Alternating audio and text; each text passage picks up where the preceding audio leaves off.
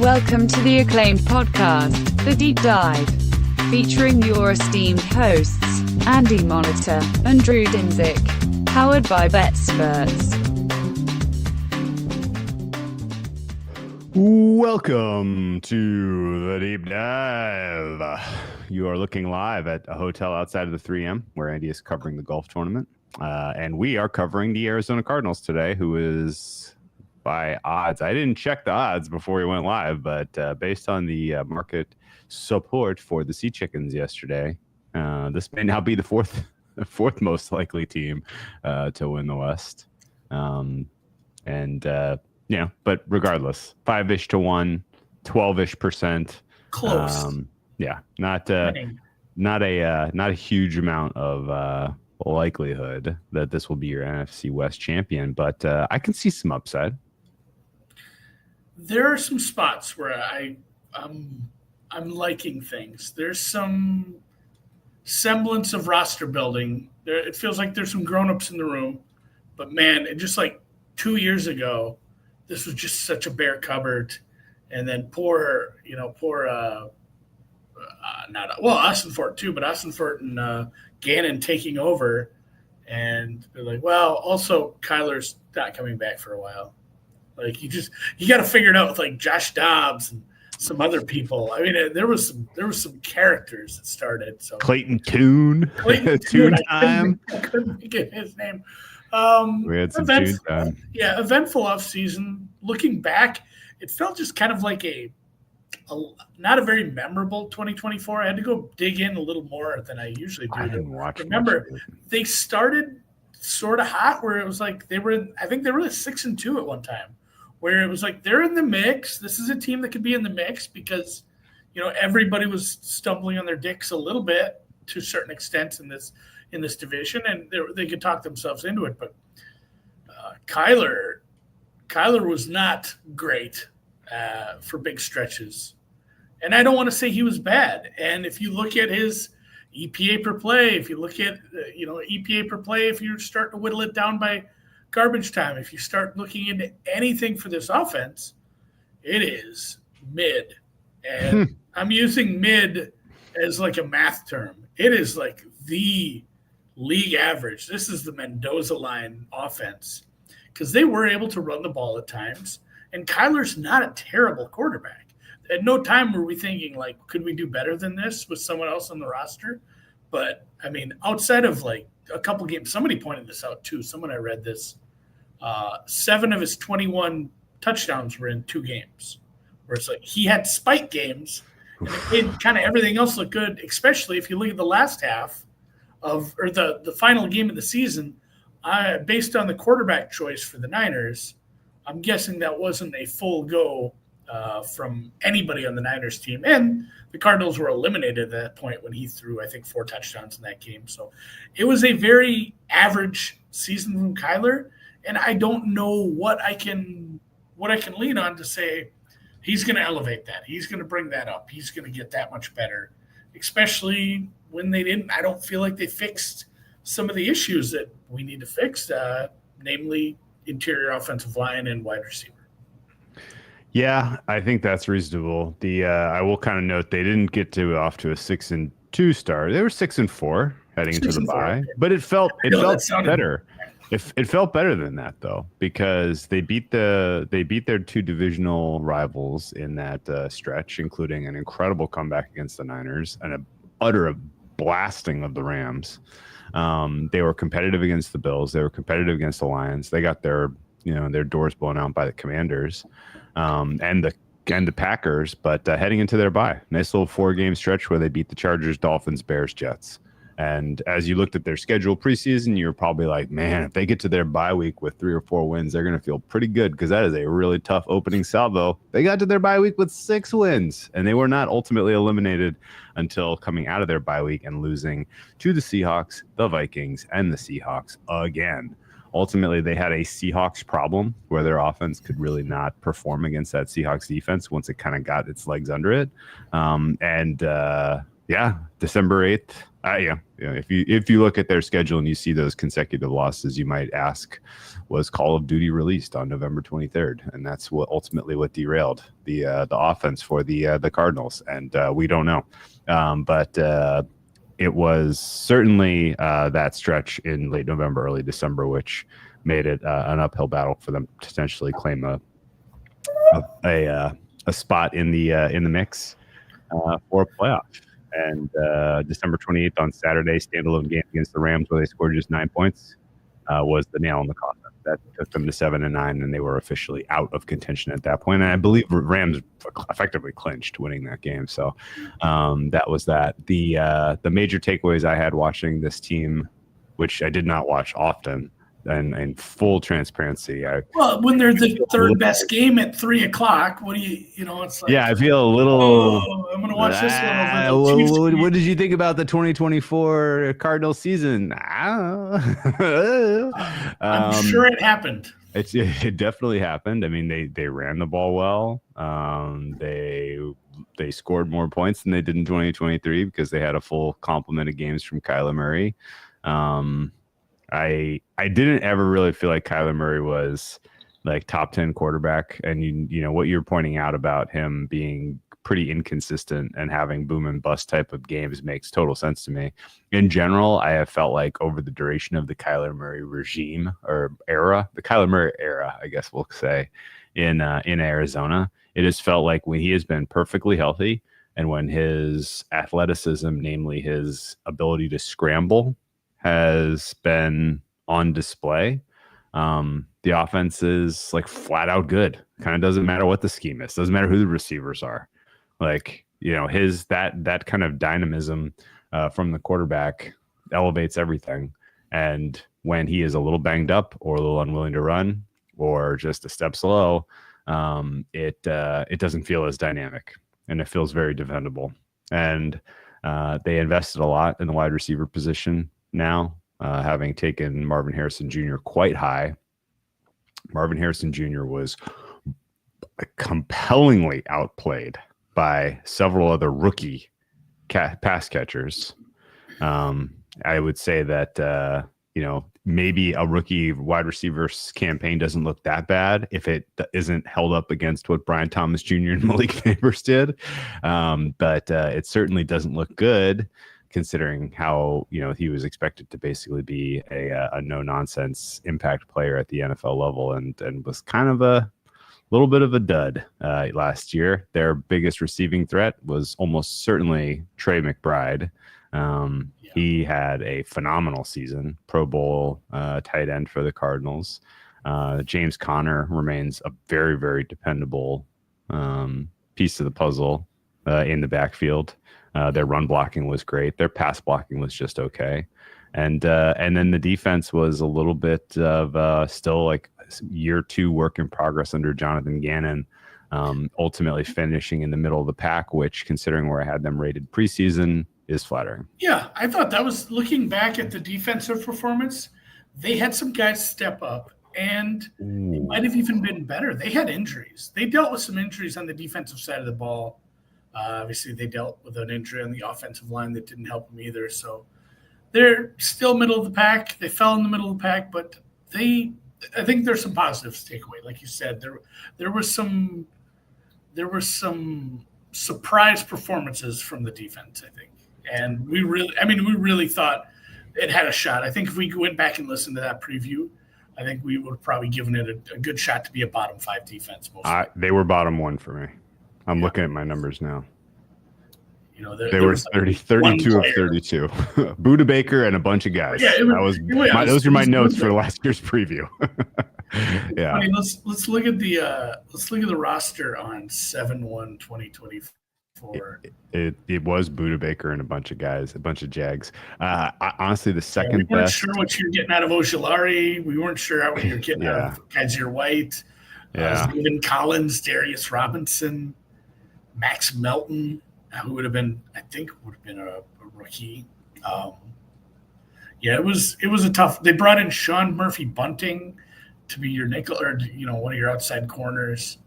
It was a tough hang looking at it. So kudos, good job by them. Yeah, I mean, you got to give Gannon credit. You got to give the defensive. Oh, yeah. Dude, what did they finish EPA per play defensively? It was probably kind of up in the back. Yeah, but you, over the balance of Kyler Murray's career, his EPA per dropback is kind of on par with the likes of the Justin Herberts of the world. So it does not feel outrageous to point and say, "Oh yeah, top 10 guy." Yeah, but I do think it is fueled by a lot of boomer bust performance wise. Their EPA per play for the defense ended up 24th of 32. So certainly not disastrously poor. Yeah, I mean, that exceeded expectations. You weren't the Jags. Congratulations. Yeah, there were flashes, and they were okay at run stop. They had they had a little better secondary than I thought that was even possible, but pass rush win rate, 28th. They just didn't have that. They didn't have pass rush for a big part, even with like Gardick stepping up. And obviously, if you look at their, the signings, they know that was a problem. They know run stop was still a problem. It was better, but it was still 20th for run stop win rate. So a big part of the offseason was fixing the defensive front. In fact, a plurality of the offseason was fixing the defensive front. It was a lot put into that, and there's still holes in this team. You're right. Draft and free agency, if we want to pivot there now, was entirely defense. Holy smokes. Let me talk about their offensive changes, because I think that's backup quarterback. Yeah, it's funny. They had 7 picks. They did not take an offensive player until basically a depth guard in the round 6. Yeah, and Hayden Connor from Texas. Even re-signings. It was a lot of defensive players, special teamers. Zay Jones was probably your biggest offensive re-signing. And then, like you said, they got Jacoby Brissett for $12 million. Great backup. I mean, you need a backup. That's important. Other than that, on the offensive side of the ball, Simi Fehoko, which is that's a special teamer / depth receiver. Jake Curran, which is a very depth kind of tackle guard back. He's going to be fighting for a backup role. And Royce Newman, who is another, a depth addition to the offensive line, really didn't spend much on the offense whatsoever. So what you saw last year is kind of what you're going to get on offense, unless, we see this huge leap. And I think if we get this huge leap from your 4th overall pick, then this offense can take a leap forward. But I'm kind of stuck on my rating for Murray. I'm stuck on my rating for the offensive line. In fact, the offensive line probably took a mini step back with I don't want to say Fernandez. I think it's Hernandez. I kept wanting to say Fernandez. That injury wasn't great. He's still a free agent. Somebody might grab him. Guard play is going to be pretty rough again. So okay. I don't know. Like, I feel like I just want to Control C, Control P. That's print. Control V. My offensive ratings from last year. Where did they finish for you? Higher than I thought. But yeah, pretty middle of the league. It was slightly above average at quarterback, basically average at O-line, and average at skill. Okay. And truthfully, when I first did it, I like to do a rough draft of my ratings. Just like top of the head. If I had to do this without thinking real hard, in the blind, I just like to throw it in, and I went 5, 5, 5 across the board and I think that's probably high on offensive line. Do you know where I'm at? Where? 5, 5.5, 5. That's wild.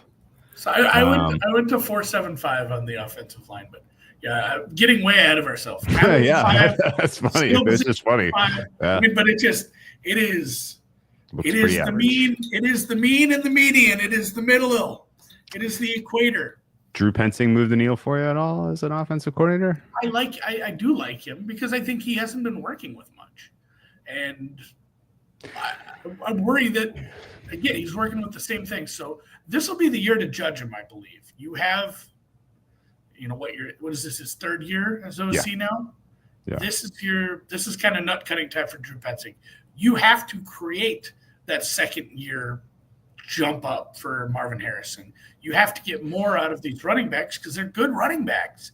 And you have to get, even more than you did out of Trey McBride because he's a star. So I think you need to see some of these wide receivers, Zay Joneses and who is their third wide receiver? This is Michael Wilson, another big boy.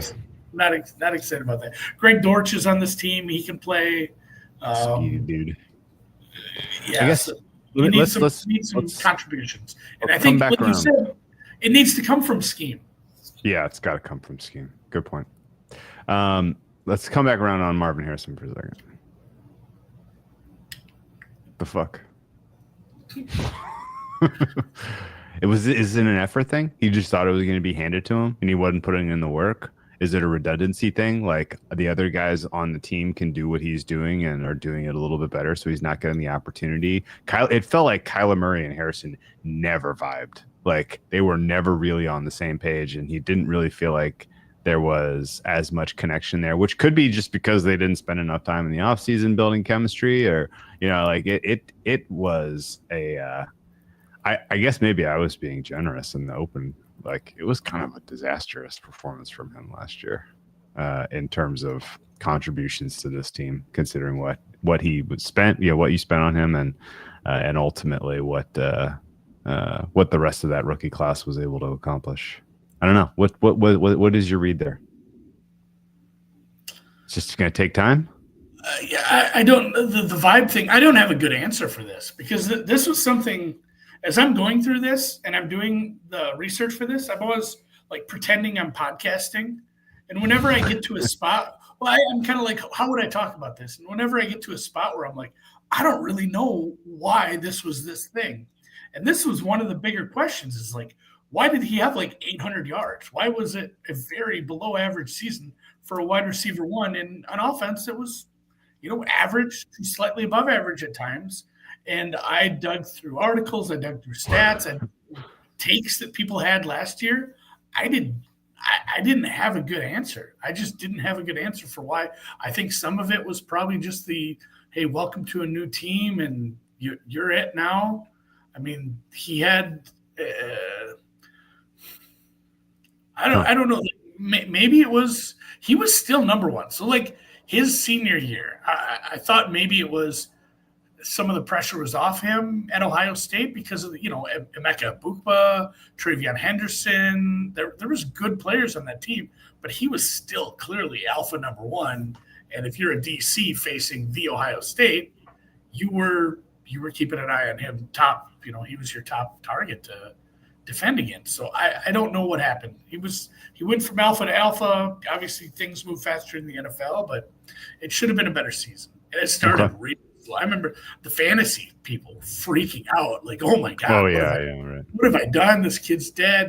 And then he had like one. I think he had a game with like 2 touchdowns, and maybe it was like 4 catches for a bunch of yards and 2 touchdowns. It was like, all right, we figured it out.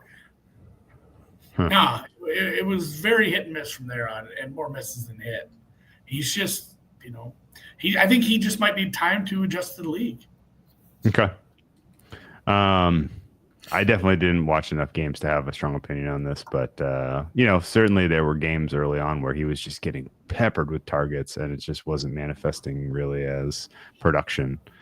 He had one game where he had 7 targets against the Niners, who don't have an especially good secondary. He caught 2 for 36. Like it's pretty weak.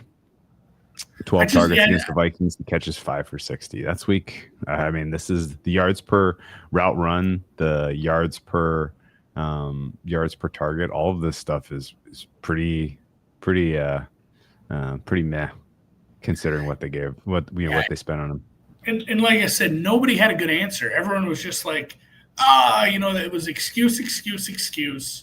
He's going to take a huge step in the second year for reason. Trust, source, trust me, or source, he was really good in college. There's a lot of receivers who are really good in college. Like he might just be a very serviceable wide receiver 2 for 10 years.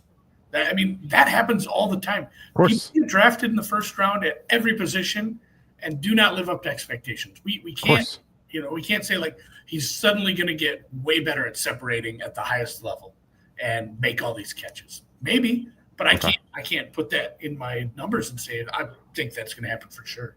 Okay.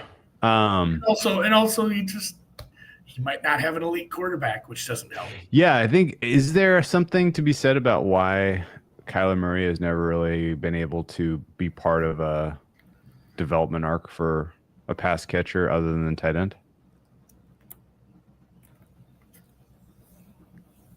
Kyler, I like the scrambling and stuff, but I saw so many accuracy stuff. And you go back, do your NFL Plus and pull up Kyler's interceptions. There are some bad ones. Yeah. There were a couple where it's like, was the ref standing in front of that guy?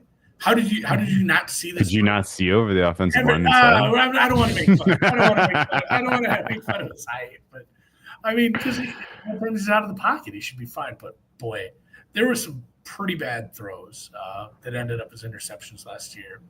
And I don't know, like we have a mid quarterback and a hopefully better than mid wide receiver. You need to figure out how this running game can be a bigger part of the passing game, these running backs, and maybe center the offense around your stud tight end. Yeah.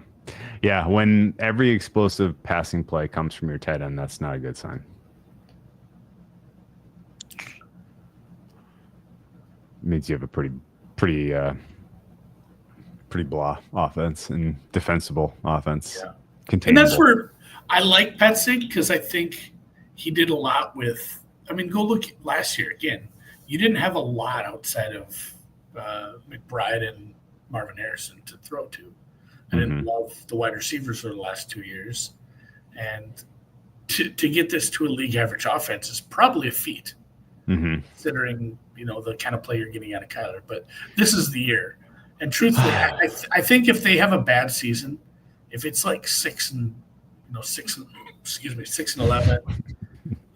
If it's bad and it's clear, like, hey, we fixed this defense, Kyler's just not it.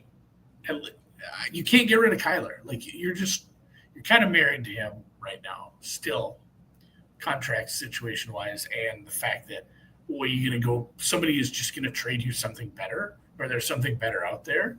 Maybe if you fall in love with somebody in the draft, you can bring him in to get ready in a couple of years. But I think the move is probably find a new OC. You have a defensive-minded head coach. If your defense is fixed next year or this coming season, and the offense looks very shitty, Pencing's I think it sacrificial. Might be, it's the sacrificial OC. You try to say like, all right, we got the defense fixed. We need to bring in somebody smart to mold this offense to the 10th best offense next year, and we can win a playoff game. Yeah. Okay. That's reasonable. I'm not sure I'd really have like an expectation that there's another uptick in the arc for Murray, and that we haven't seen the best of it. And as his athleticism wanes, he kind of goes the Russell Wilson path. Cringy? Starts hawking Subway sandwiches. That is dangerous. Yeah. That was the creepiest thing, when he's just like pretending to talk to you. I would have paid good money to be there when he was doing lunches in the aisle, though, to get completely off topic. My God, people were probably straining corneas, rolling their eyes. What did you think of the defensive ends? You didn't already cover that, but it's a lot of big bodies and it's a lot of investment, and it better make this defense top half, right? Some of them are kind of old, though. I mean, there's some risk. Calais Campbell, he's our age. Josh Sweat, that's a good signing. He's worked with Gannon before. He was with the Eagles long enough.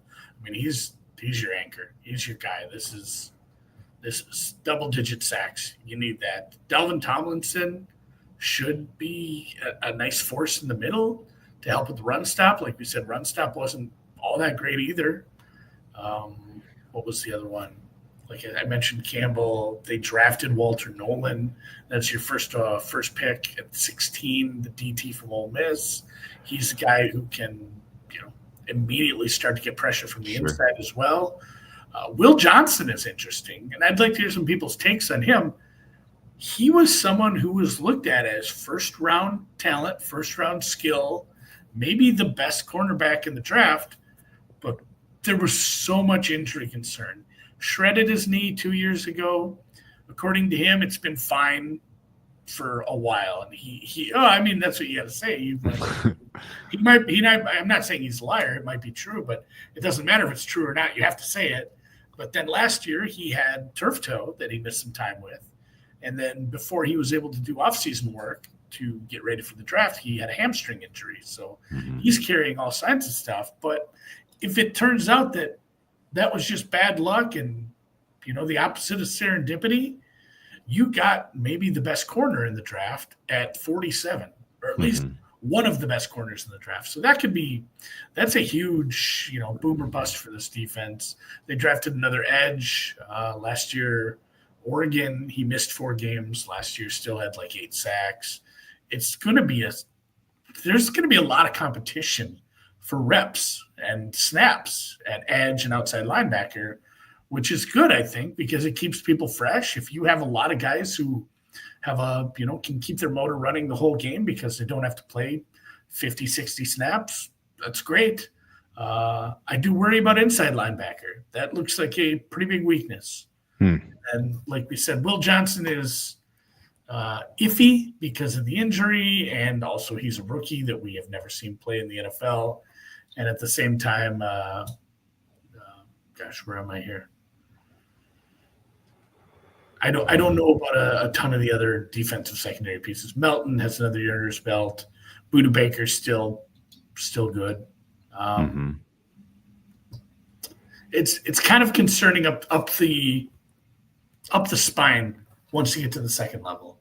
I do worry about linebacker and safety a little, but I don't think there's anything where you can say this defense shouldn't improve.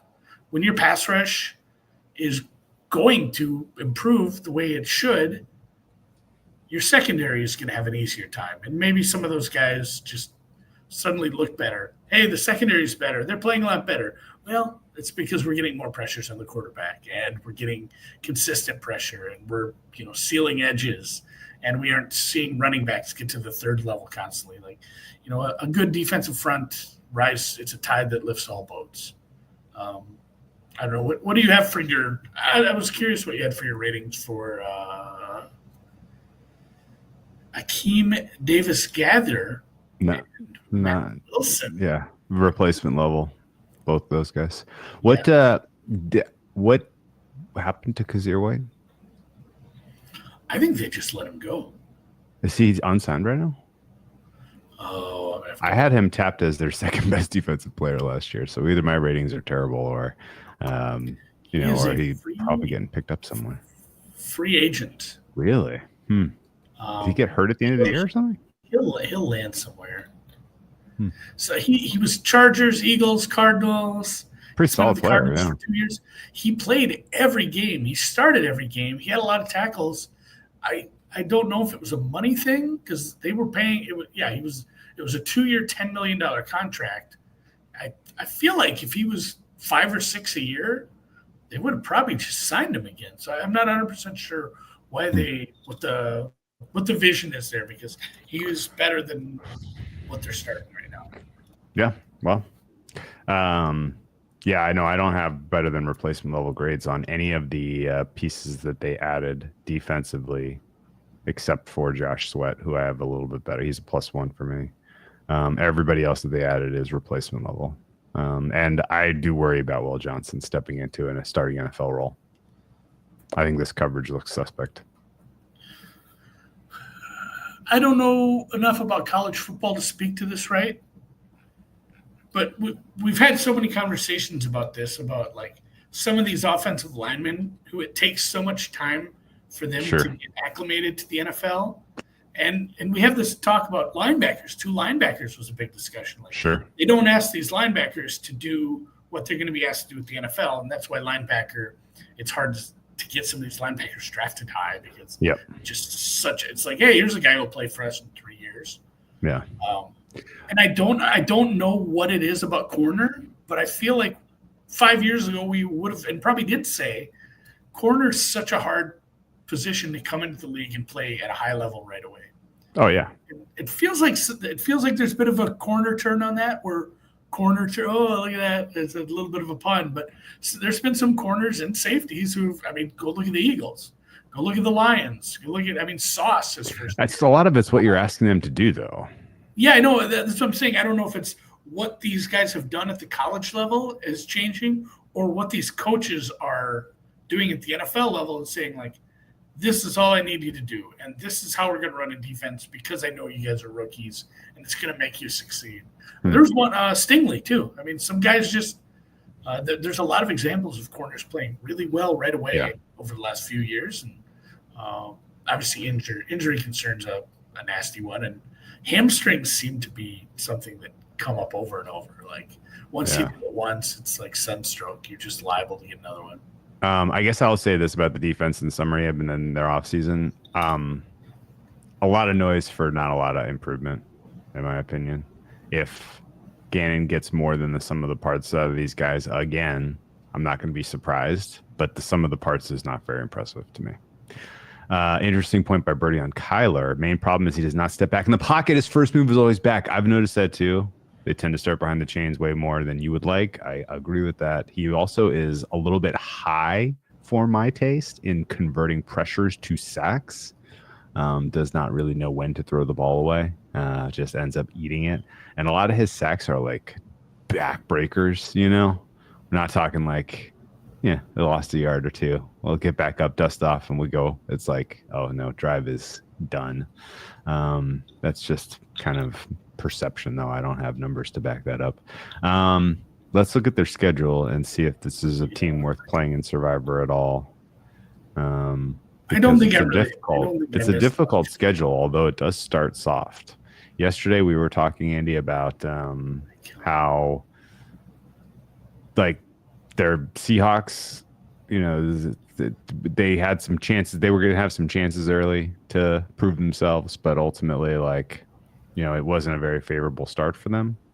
This is a pretty favorable start for the Cardinals. Like, it almost looks structured to the same thing, deja vu all over again.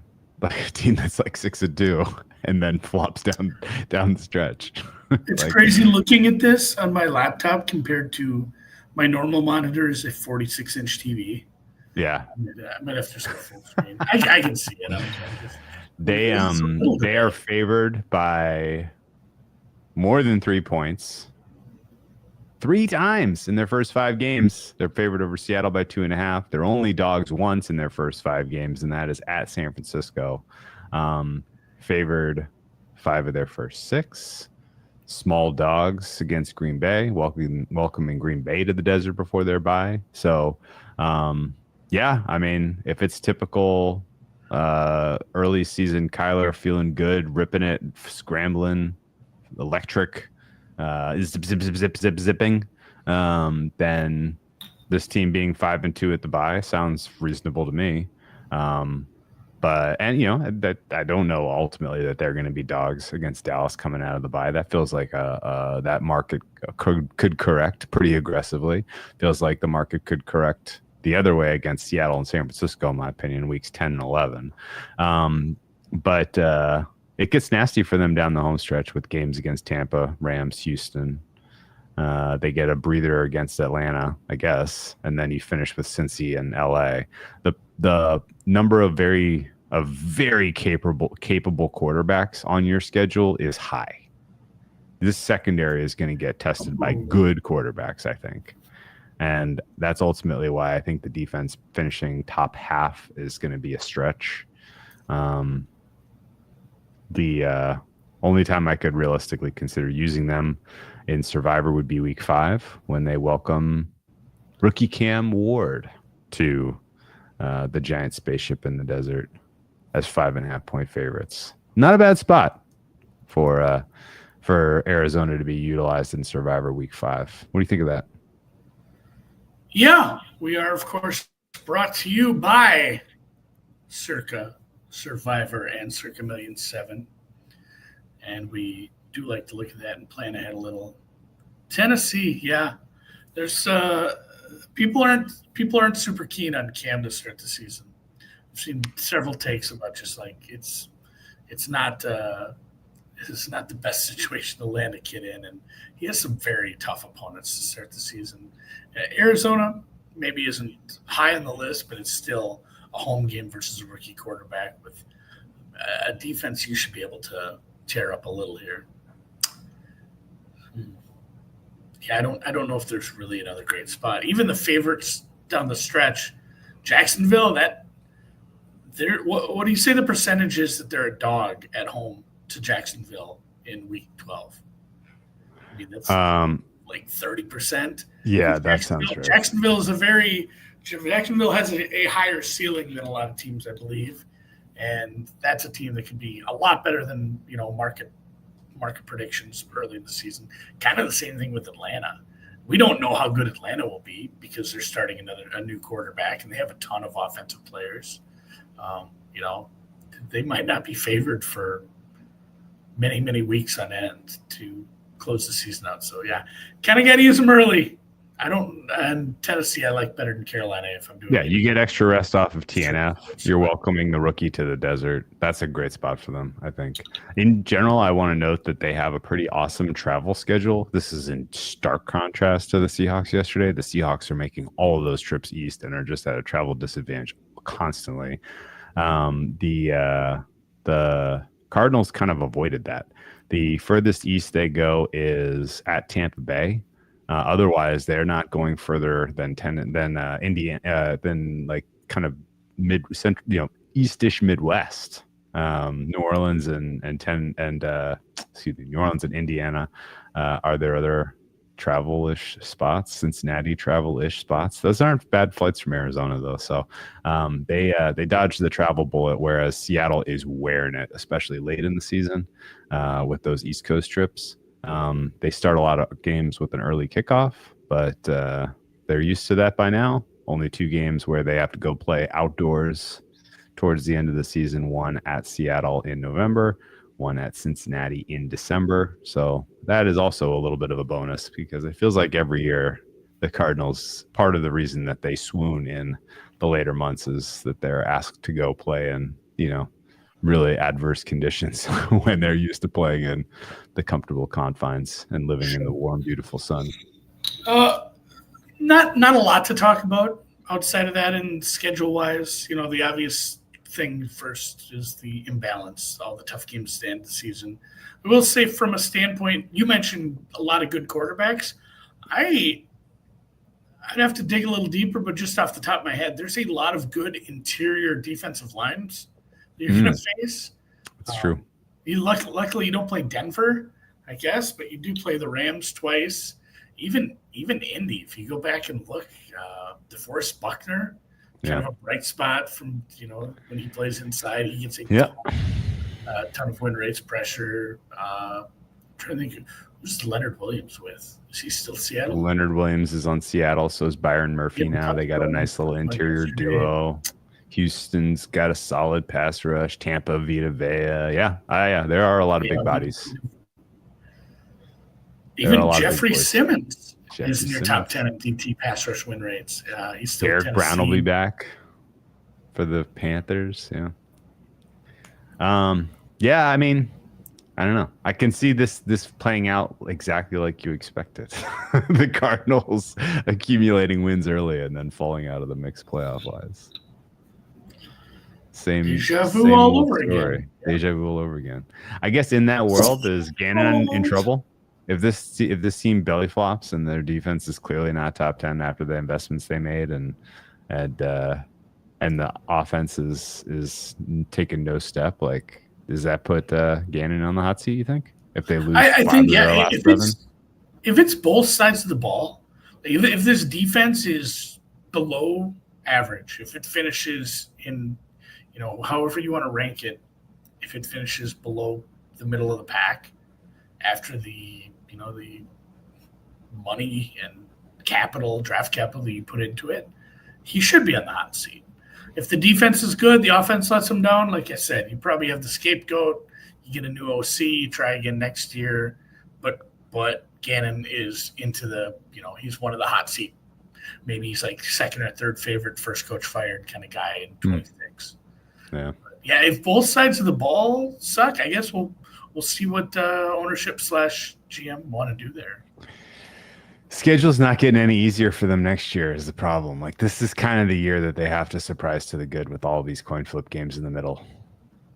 You know, this is the year that they have to surprise. I don't think the NFC West is not getting easier. The NFC is not getting easier. This is about as easy a schedule as you're going to have the next 3 years, I feel like. So there is a little bit of urgency on these guys to make noise this year, I think. I just don't believe in Kyler, I guess, is what it boils down to. Because I can really only see. I mean, I can see upside and downside, obviously, but I see the downside as more likely. You're playing all of the. It's like you're playing all of the teams that are just below elite. Yeah. You don't. You're not playing. They don't have Washington, right? You don't have Washington. You don't have Detroit. You don't have the Eagles. You don't have Kansas City. You don't have Baltimore or Buffalo. So you don't have any of the elite teams from last year, but the step right below that, you play everybody, including your division, because Cincinnati's right behind them.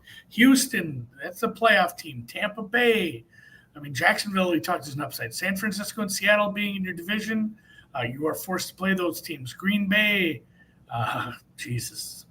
It's tough, man. Yeah, there's a lot of the middle class. Like you said, if you don't win coin flips, I think that looks bad too. It's one of those where, hey, we had a terrible schedule. We had to play all the teams that were in the Super Bowl and the championship games. We lost to them, but no, you lost to a bunch of teams that we expect you to be your peers. This is where we're. This is the next step. We were about a 500 team last year. These teams should be your peers. That's your next step. And if you lose more coin flips than you win, it might be hot seat. We agree. How did you rate the Pensing-Murray combo? Because I actually did a little double take after I did my numbers, and I was like, is 5 right? Yeah, I mean, everything I looked at for EPA per play and success rate and DVOA, everything was coming to the middle.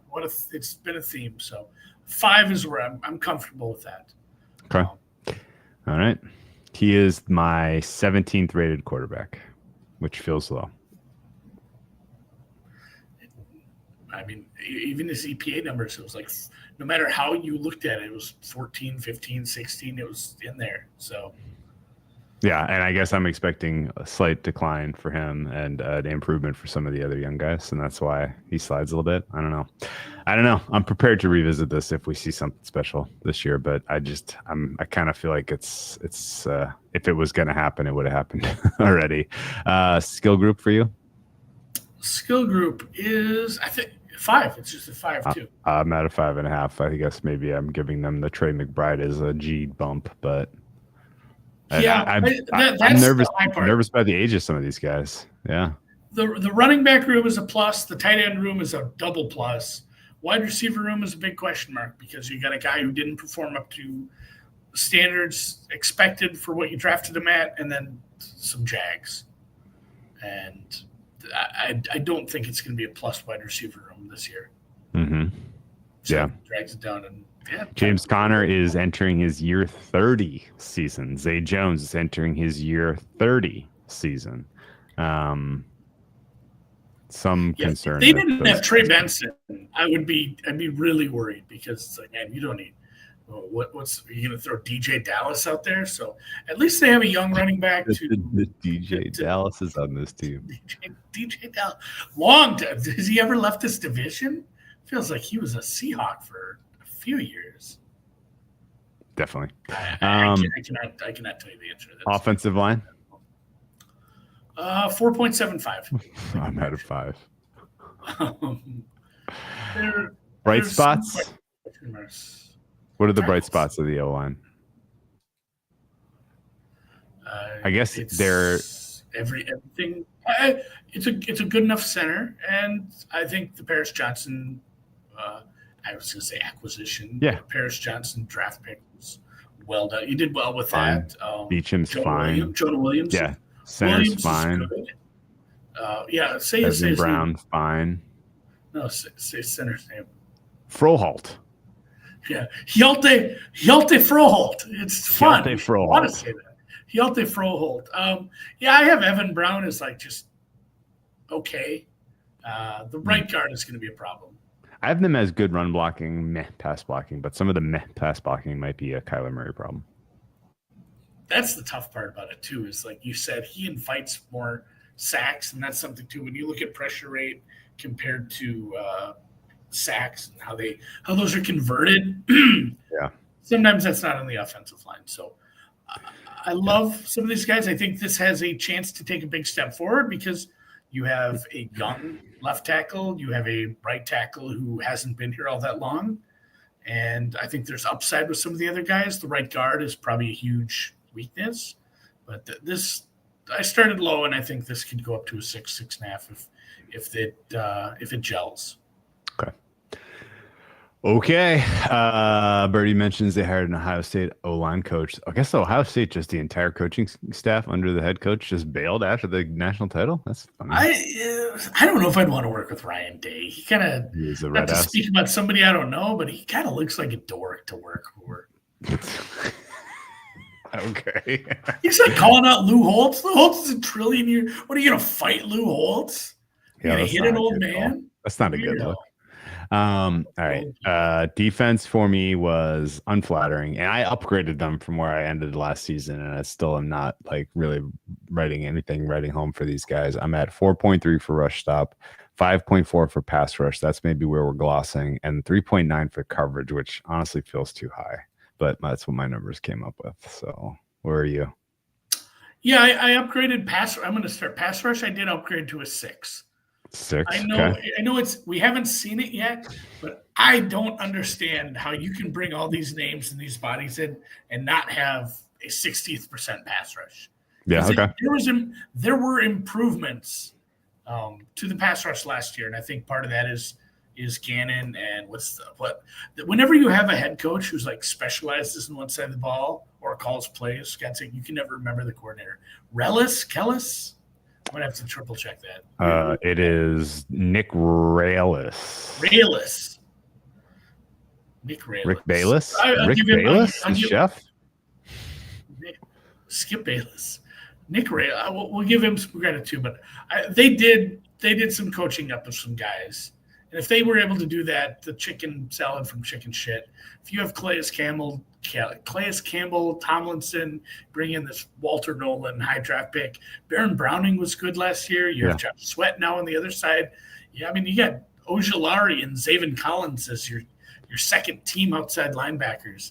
Yeah, pass rush has to be good. It has to be good. So it's a 6. It is a 4 for me on run stop. I want to give Tomlinson and Walter Nolan some credit that it should improve. That was a 3 for me last year to close the season roughly. And then, coverage is like a 4 or 2. Big unknown with the rookie corner. He's going to have to start. Buda Baker's good, but he was drafted 10 years ago, man. It's eventually. He's only 28. Or 2017? 2017 he was drafted. Okay. He's been playing for a long time, but he has not gotten to his year 30 season yet. No, still a very good free safety. Then you have Jalen Thompson. Can you give me a read on Sean Murphy Bunting's availability this season? I know he's on the pup. He's starting on the NFI. Oh, NFI. Oh, NFI. My bad. What's that mean? That means non-football injury. Yeah, I know. What was it? I want to know. I think he's. I think he's out. Like he's out for the season, isn't he? I don't know what happened to him. I don't remember the injury, but I have him written down as not playing this year. We're gonna figure this out live in the air. Lost for the season with the knee injury. It happened in the offseason. Was this like a jet ski accident or something? Oh, remember that? Who did that happen to? Somebody had a bad jet. Remember, it got crushed between 2 jet skis and like just shredded his knee. I don't remember who that was. This was not a jet ski accident. We're gonna get to the bottom of this, but yeah, I had him written down as not playing, injured. Yeah, he's out. He's out. That hurts their coverage because he was their best coverage. I have an article from CBS year. Sports that was written in May. It is unclear if the injury Murphy Bunting suffered to land on the list.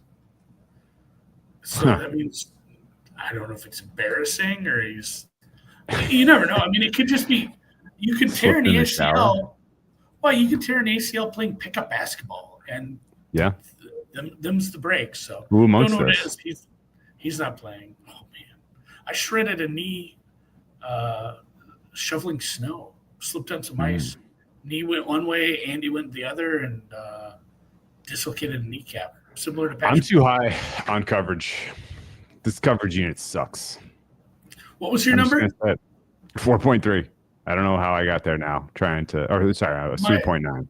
I was 3.9. I'm dropping to. I'm gonna figure out a way to defend this, but I'm dropping to a 2.5. I closed the season, so I closed the season at 3.6. You know what? I'm going to drop it to that. I'm going to go back to right now you're getting a lot of freaking snaps from Max Melton, Garrett Williams, and Will Johnson as your cover corners. People are high on Melton as building into a good start. He didn't. Yeah, you go look at last year. It wasn't great. He played 17 games. He started 3, and he was not better than a replacement level player. No, in those 2 I think he was a rookie last year. Yeah, he was. So people are projecting him to get a little better. A lot of camp talk. Everybody's going to get better. Everyone's going to have the second bump. You got to see it first. The pass rush. So the pass rush should help. That's what I'm saying. Like the secondary shouldn't get worse. So I think I'm going to drop it to a 3.6 because it's kind of got the Giants vibes though. Yeah. Right. Maybe that hurts the pass rush because because like guys are getting open so quick that ball's getting out of their hands and the pass rush isn't doing shit. Oh, we'll find out. And the other issue is I don't think you have good coverage linebackers either. I don't either. So that I don't hurts. have a good grade on those guys. I'll go down. So I'll go down to a 3.6, and you know what? I'm going to lower my pass rush number from a 6 to a 5.9 just to appease you a little. And it's still it doesn't move much. This is the 20th best defense, and I think it has a ceiling, though. It has a high ceiling. Like this pass rush could turn out to be great. This coverage unit could benefit greatly from that and suddenly turn into a middle of the pack coverage unit. And then this is a top 15 defense, maybe top 12. It's, it's weird because I know that pass rush was that bad and you did draft a corner, but I would have done more. I would have done more in secondary. They did, but everything they did was like way down. You know, they drafted a corner in the 5th round. He played. He started years at Ohio State, but it's just, you know, he's a depth guy. He's not starting. Denzel Burke, press coverage guy. Interesting. Maybe maybe. Well, and honestly, maybe he's playing at some point this year. Same thing with the free agents. They got Jalen Jones, not tendered by Chicago for a reason. Yeah, started one game. He's a depth addition, and it's kind of like they have a deep cornerback room, but I don't know that any of them are good. You just have a lot of them. I think that the Bears just didn't want a Jalen Jones and a Jalen Johnson. I don't think it's more complicated than that. No. There was another Andrew in my class growing up. I hated it. His last name was Meyer. So it's 2 Andrew M's. You couldn't even be Andrew. So some teachers would write Andrew M.O. Andrew Mo. I didn't want to be Andrew Mo. Get this joker out of here. Put him in a different school. I don't want to see him. I don't want to know him. Andrew Pensing. There have been a lot of Andrews on this podcast, Andy. True. All right. The final score for me for the defense, now having revised my thoughts on their coverage number. I don't know how I got such a high number. I must have had some Murphy Bunting in there because no way I can defend 3.9. That's way too high. I'm at 27 now for defense. I'm at 18 for offense. What is your intangible number? 5.5. I think Cannon's a good leader. I He's think smart they have cookie. a good group of coaches, and I think he's forward-facing. He comes from the Eagles trade, so should be on the right side of aggressive. It's a 4 for special teams, 4, below okay. average, but not by a ton. It Okay. wasn't good in the kick game, wasn't good in the kickoff game, wasn't good in returns, but none of it was, bottom 5 in the league. Just everything slightly below average. My final power number 4, the Cardinals, is minus 0.75. So they are just on the low side of good. And they are below Seattle, who is a minus 0.35.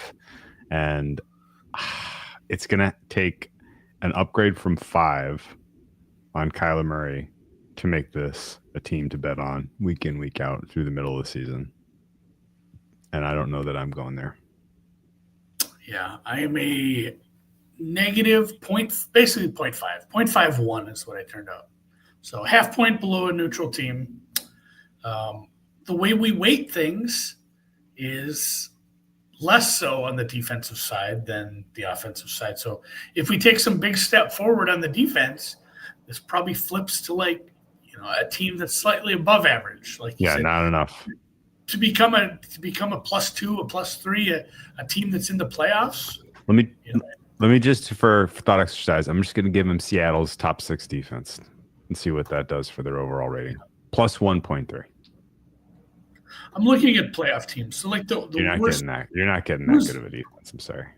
Who was the worst playoff team? Actually, I had Houston at the end of the year. I had Houston as a negative. Did you? It's not just barely. Just I had them just slightly below 0. You and the market both for that Chargers game. The offense was struggling. The defense was so good. They did lose 25-2 to the Ravens. Yeah. But on Christmas and a very high profile game. So they were my lowest, but generally playoff teams. The Chargers were a 1.5. Minnesota was a 2.3. Some of the teams that I haven't. No, I already did the Chargers update. Never mind.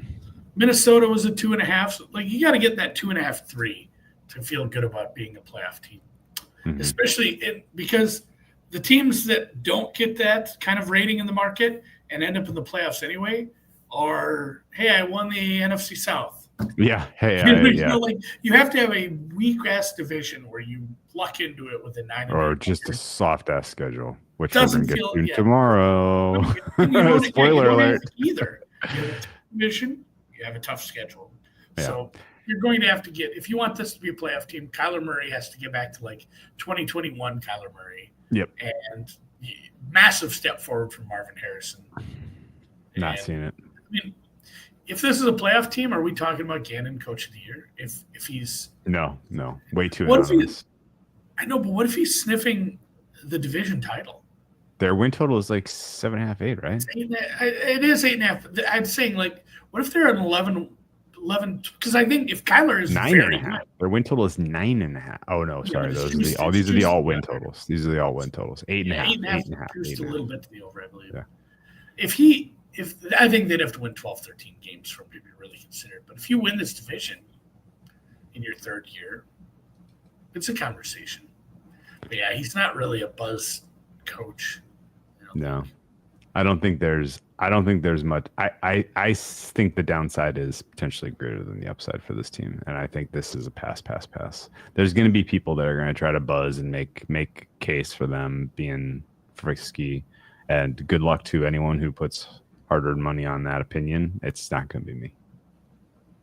I'm trying to think how to even bet that upside, because even then it's a tough. To make the playoffs is a huge price.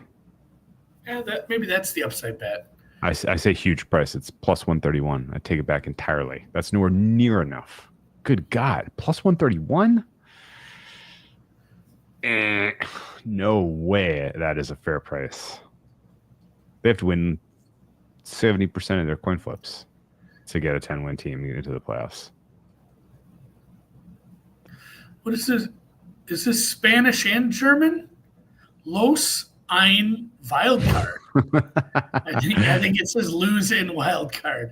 I get mixed up. It looked like several different languages. I'm out on these guys. I'm kind of with Sam here. I think they win some coin flips. They win the easy games. 7, 8, 9 wins. Very similar to last year. I think we let the market get warm on them as they accumulate wins against the easy part of their schedule before ultimately picking and choosing when to bet against. Betting against Middle end of the season.